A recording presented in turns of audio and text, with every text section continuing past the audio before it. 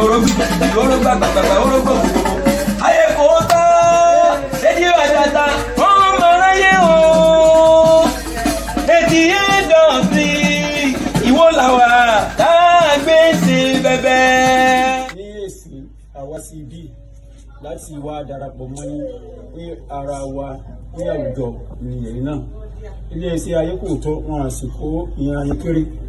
Wọ́n sọ pé ní ọdọọdún o agbọ́dọ̀ àmọ́ fún wa ní nǹkan kan àti bẹ́ẹ̀ tí ó yẹ kéré mọ́.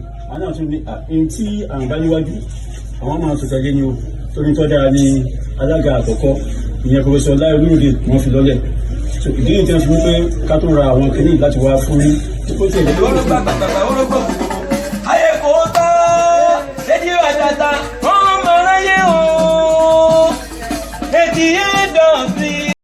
Ilé-iṣẹ́ ayé kò tán tẹ́ máa ń jọ èèyàn máa tún máa lékún nínú ìlú sí. So èèyàn lè máa tẹ́yìn máa ń jọ dáadáa lóòrèkóòrè ló máa dán. Gbogbo tí tán sọ ń bẹ́ èèyàn jẹ́ tó pọ́ mọ́gbọ́n dání kí sì ṣe ti owó tó léwu.